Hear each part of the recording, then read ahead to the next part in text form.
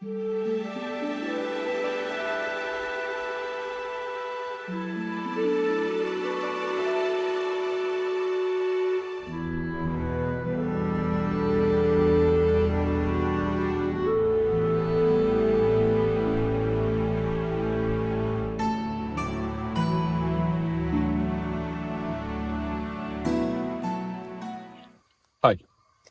നമ്മളിപ്പോൾ ഉള്ളത് പെരിയാർ ടൈഗർ റിസർവിലാണ്. ഇവിടുത്തെ ഒരു ബാംബു റിവർ റാഫ്റ്റിംഗ് എന്ന ആഫ്റ്റർ ട്രക്കിംഗ് പ്രോഗ്രാമാണ് നമ്മളൊന്ന് ചെയ്യാൻ ഉദ്ദേശിക്കുന്നത്. അപ്പം ട്രക്കിംഗ് സ്റ്റാർട്ട് ചെയ്യുന്നതിന് മുമ്പ് നമുക്ക് ചെയ്യേണ്ട കുറച്ച് സെറ്റിങ്സുകളുണ്ട് ക്യാമറയിൽ. ഒന്ന്, ഞാൻ എക്സ്പോഷർ ഒന്ന് അണ്ടർ എക്സ്പോഷറിലിടെയാണ്. കാര്യം ഈ ലൈറ്റ് വരുമ്പോഴത്തേക്ക് നമ്മുടെ ഇലയിലും ഒക്കെ ഉള്ളൊരു ഹൈലൈറ്റ്സ് കൂടി നിൽക്കാൻ സാധ്യതയുണ്ട്. അതുകൊണ്ട് എക്സ്പോഷറും വൈറ്റ് ബാലൻസും മാനുവലി കറക്റ്റ് ചെയ്തുകൊണ്ടിരിക്കുകയാണ്. അപ്പം ഡിപ്പെൻസ്, ഓരോ സൈറ്റിനനുസരിച്ചിട്ട് നമുക്കത് ചേഞ്ച് ചെയ്തുകൊണ്ടിരിക്കണം. ഇത് ഒരു തുടക്കത്തിൽ തന്നെ ശ്രദ്ധിക്കേണ്ട ഒരു കാര്യമാണ്. അതുകൊണ്ട് തന്നെയാണ് അത് ആദ്യമേ തന്നെ പറയുന്നത്.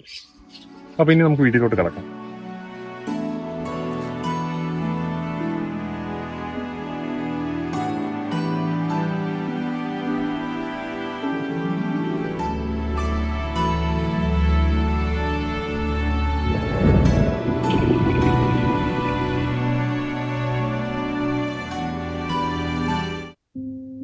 ട്രക്കിംഗ് ആരംഭിച്ചു ഏതാനും നിമിഷങ്ങൾക്കുള്ളിൽ തന്നെ വഴിനീളെ ആനപ്പിണ്ടങ്ങളും പണ്ടെപ്പോഴോ കടുവ പിടിച്ച കാട്ടുപോത്തിന്റെ അവശിഷ്ടങ്ങളുമെല്ലാം കണ്ടു തുടങ്ങി. ഇതെല്ലാം തന്നെ ഉടൻ തന്നെ ഒരു നല്ല മാമൽ സൈറ്റിംഗ് ഉണ്ടാകും എന്ന പ്രതീക്ഷ വളർത്തി.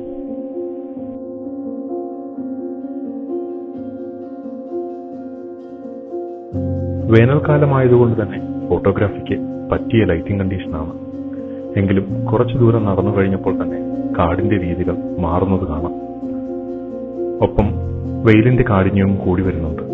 ഇവിടെയാണ് ഞാൻ വീഡിയോയുടെ തുടക്കത്തിൽ പറഞ്ഞ എക്സ്പോഷറിന്റെയും വൈറ്റ് ബാലൻസിന്റെയും കാര്യം ശ്രദ്ധിക്കേണ്ടത്.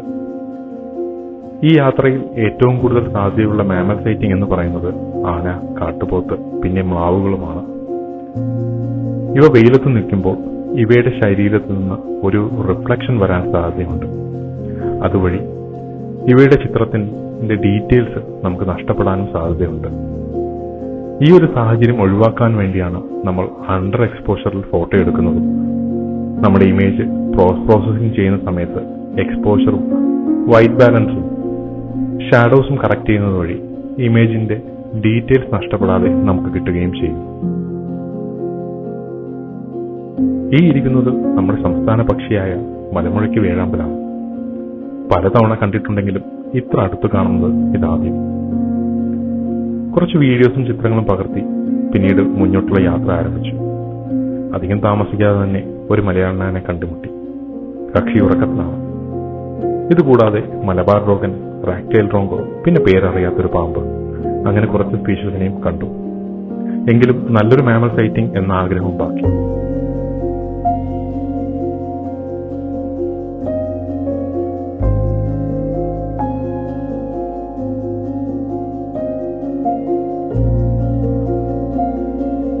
അങ്ങനെ നമ്മളിപ്പോൾ ഡാമിന്റെ തീരത്തെത്തി. ഇവിടെയുള്ള ഫോറസ്റ്റ് വാച്ചർമാരുടെ ക്യാമ്പ് സ്റ്റേഷനിലാണ് നമുക്കുള്ള ബ്രേക്ക്ഫാസ്റ്റ് അറേഞ്ച് ചെയ്തിരിക്കുന്നത്.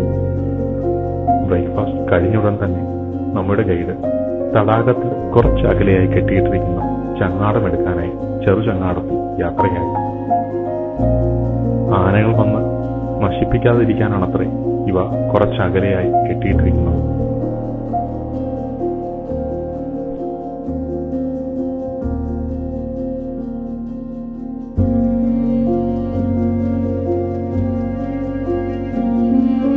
അങ്ങനെ നമ്മുടെ ചങ്ങാട യാത്ര ആരംഭിച്ചു.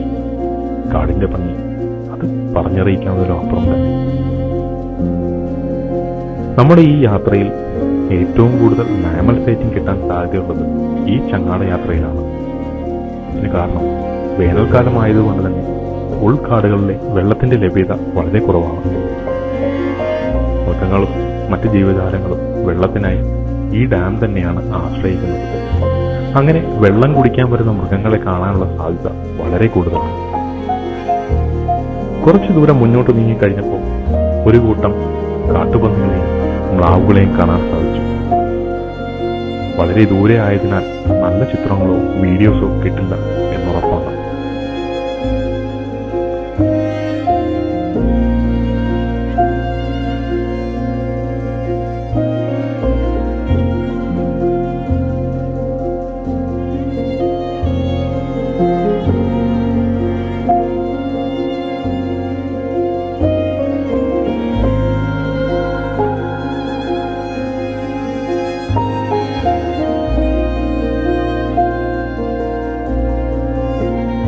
നമ്മുടെ ചങ്ങാട യാത്ര അവസാനിച്ചു.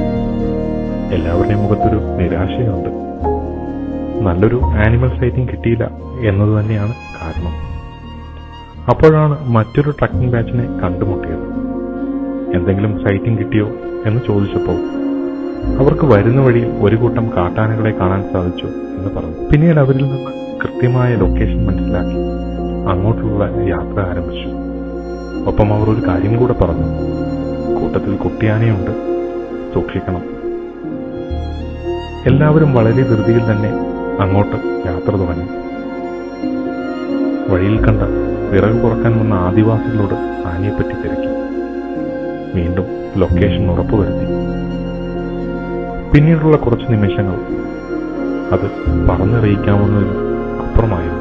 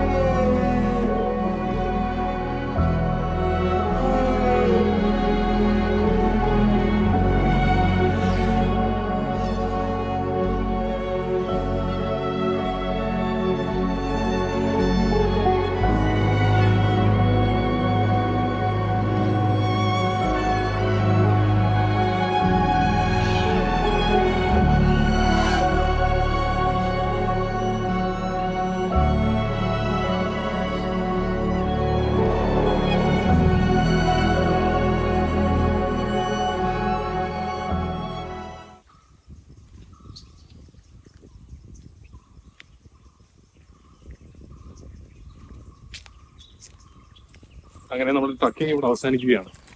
ആദ്യത്തെ കുറേ നേരം നമുക്കൊരു നിരാശ ഉണ്ടായിരുന്നെങ്കിലും കാട് നല്ല രീതിയിൽ ആസ്വദിക്കാൻ പറ്റി. എങ്കിലും മാമൽ സൈറ്റിംഗ് ഒന്നും ഇല്ലാത്തതിന്റെ ഒരു വിഷമം ഉണ്ടായിരുന്നു. ട്രക്കിംഗ് നമ്മുടെ ക്ലോസ് ഒരു എൻഡിലോട്ട് എത്തുന്നതിന് തൊട്ട് മുമ്പാണ് നമ്മുടെ ആനകളെ കാണാൻ സാധിച്ചത്. സത്യം ഒത്തിരി സന്തോഷം നിറഞ്ഞ കുറെ നിമിഷങ്ങളായിരുന്നു അത്. എന്തായാലും പുതിയൊരു വീഡിയോ ആയിട്ട് തന്നെ കണ്ടുമുട്ടാം. See you.